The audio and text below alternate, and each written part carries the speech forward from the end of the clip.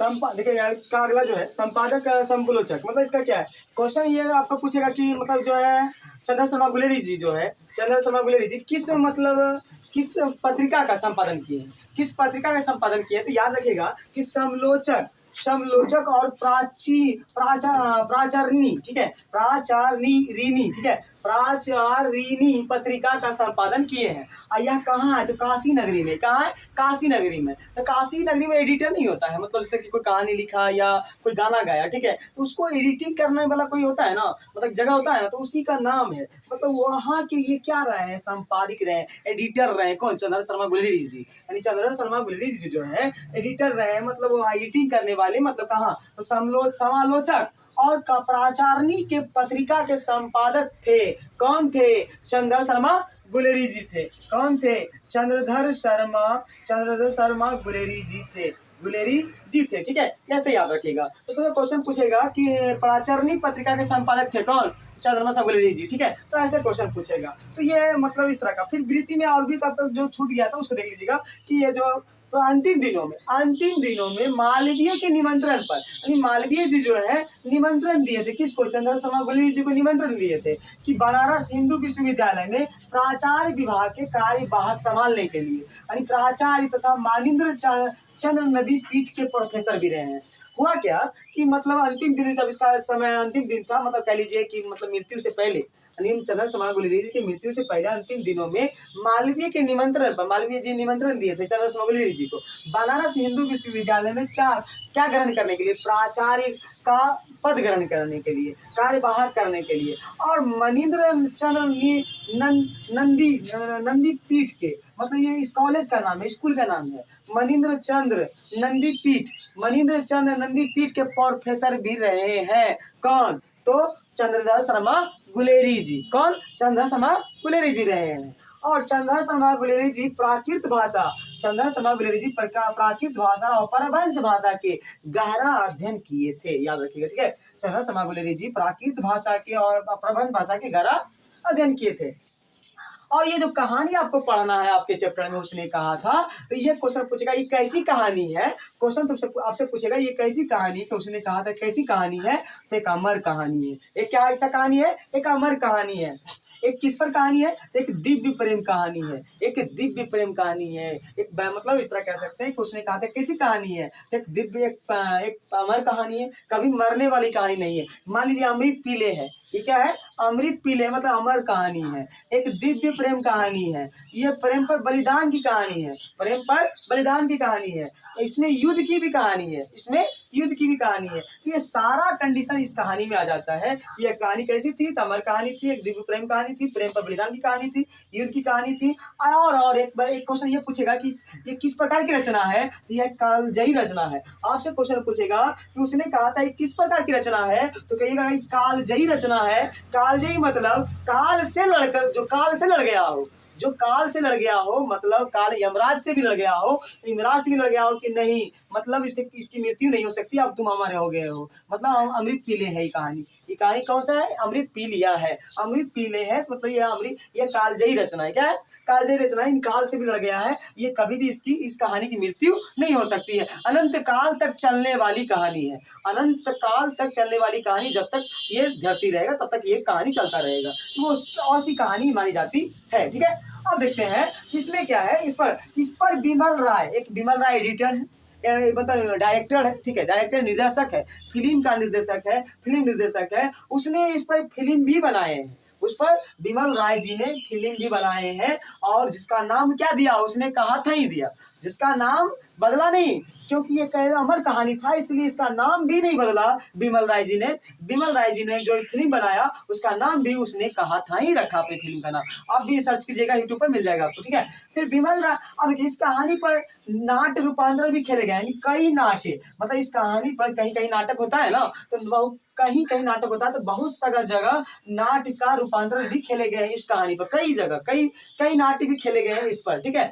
और यह कहानी फ्लैशबैक पद्धति पर आधारित है। यह जो उसने कहा था कहानी जो है फ्लैशबैक पद्धति पर आधारित है कहानी। कैसे देखिएगा, होता क्या है कि मान लीजिए ना, मतलब जैसे कि साउथ मूवी में क्या होता है कि मतलब हीरो को मरते आगे आगे की जो हेडिंग होती है, जो शुरुआती जो फिल्म जो मूवी चलता है, तो दिखाया जाता है कि मतलब जो है हीरो को मरते हुए दिखाई देता है। ठीक है, हीरो को मरते हुए दिखाई देता है। अब जो ऑडियंस होते हैं उसको लगता है कि मतलब हीरो को मतलब आखिर मर गया क्या, मतलब क्या हुआ था लास्ट में, मतलब ऐसा क्या हुआ कि मतलब उसको जो मर्डर हो गया, क्या उसका मतलब मृत्यु हो गई, क्या बच गया। ये सारा पूरी कहानी देखने के लिए 3 घंटा तक मूवी देखने, मतलब 2 घंटे की जो 2.5 घंटे की होती है उसको देखना मतलब उत्साहित हो जाता है लोग, और उसे लास्ट तक देखने के लिए सोचता है, ये जानकारी प्राप्त करता है कि आखिर उस हीरो को हुआ क्या। ठीक है, तो यही कॉमिक होता है। इसी को आगे डाल देने को ही क्या कहते हैं, फ्लैशबैक पद्धति कहते हैं। इसी को आगे डालने को क्या कहते हैं, फ्लैशबैक पद्धति कहते हैं। और हिंदी कहानी के विकास का मील का पत्थर कहा जाता है।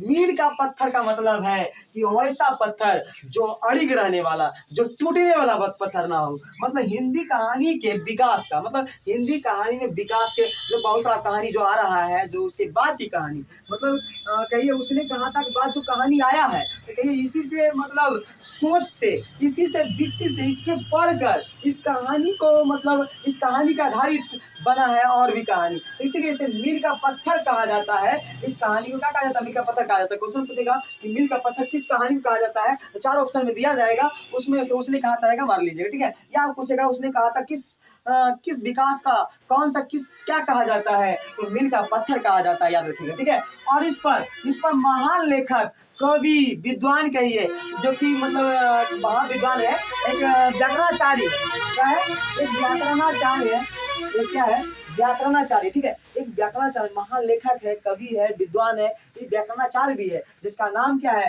रामचंद्र शुक्ल। जिसका नाम क्या है, रामचंद्र शुक्ल। रामचंद्र शुक्ल ने जो है इस कहानी पर क्या कहे हैं, तो इस कहानी पर कह गए हैं, इस कहानी में प्रेम की कहानी तो है। रामचंद्र शुक्ल कहे गए हैं, जब पढ़े थे ना, जब वो पढ़े थे इस कहानी को, चंद्रशेखर गुलेरी जी का लिखा हुआ, तो उसने कहे थे कि रामचंद्र शुक्ल इस कहानी पर कहे, इस कहानी में प्रेम की कहानी तो है, किंतु प्रेम में निर्लजता नाम की कोई चीज नहीं है। मतलब इस कहानी में जो प्रेम को दिखाया गया है उसमें निर्लजता नाम की कोई चीज नहीं है, कोई चीज दर्शाया नहीं गया, मतलब निर्लजता है ही नहीं इस प्रेम की कहानी में। यह एक प्रेम दिव्य प्रेम की कहानी है और अमर प्रेम कहानी है, और इस कहानी में प्रेम तो है, लेकिन इस प्रेम में निर्लजता नाम की कोई चीज नहीं है। तो हम जो है ये आप क्या कर लीजिएगा, तो यही आपका लास्ट इंट्रोडक्शन था, इसको आप नोट डाउन कर लीजिए या तो स्क्रीनशॉट ले लीजिए। ठीक है, चलिए आप स्क्रीनशॉट ले लीजिए, स्क्रीनशॉट ले लिए होंगे। चलिए ठीक है, तो इसको आप नोट डाउन कर लीजिएगा। ये आपका क्या है, तो ये इंट्रोडक्शन है, इंट्रोडक्शन से बहुत सारा क्वेश्चन पूछे जाते हैं, और इसका ट्रिक बनाना संभव, ट्रिक से आप याद रखिएगा। इसको लॉजिक से याद रख सकते हैं, लेकिन ट्रिक से याद रखना संभव नहीं है, आप भूल जाइएगा। एग्जाम में होता क्या है, एग्जाम में हो जाता है क्या कि मान लीजिए 1922 में मतलब इसका निधन हुआ। ठीक है, अब बहुत सारा पूरा चैप्टर पढ़ लिया आप पूरे कहानी मतलब पूरे निबंध पूरे मतलब एकांकी सब पढ़ लिए, पूरे मतलब जितने चैप्टर है सब पढ़ लिए। उसमें होगा क्या कि कौन लेखक का आप 4 ऑप्शन रहेगा, एग्जाम में बैठिएगा तो आपको पता ही नहीं चलेगा। आपको मालूम चलेगा 1922 था कि 1921 था, 1922 था कि 1921 था, इसी के कंफ्यूजन में आप मार दीजिएगा। 1922 था कि 1921 था, आज सोचिएगा 1922 था 1921 था, 1922 था 1921 था, भाई सोच कर क्या होगा, आपका लग जाएगा 1921 में, चल जाएगा बोरा में 1 नंबर चल जाएगा आपका। तो इस तरह से क्या होगा कि आप मतलब गलती कर जाएगा, तो आपको बार बार रिवीजन, कोई चीज में मैथ हो मतलब गणित हो या आपका कोई भी सब्जेक्ट हो, उसमें रिवीजन ही एकमात्र साधन है जो कि आप क्या कर सकते हैं, अच्छे मार्क्स ला सकते हैं।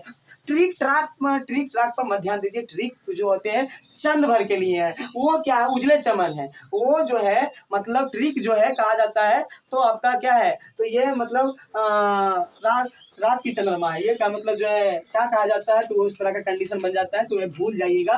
तो आप क्या कीजिए, इसे मतलब आपको आउट टाइम हम क्या करें, जो इंट्रोडक्शन जो बनाए हैं ना, इस वीडियो को आप आउट टाइम में जो आपको फ्री टाइम होगा उसमें आप चला कर क्या कीजिए, बार बार रिवीजन कीजिए, चला कर छोड़ दीजिए, सिर्फ सुनते रहिए, सुनते सुनते आपका क्या हो जाएगा, याद हो जाएगा। ये बार बार ऐसा कीजिएगा ना, तो ये डेली का जब होगा तब तो याद क्या हो जाएगा, पूरा याद हो जाएगा। तो बार बार लिखने से याद होता है।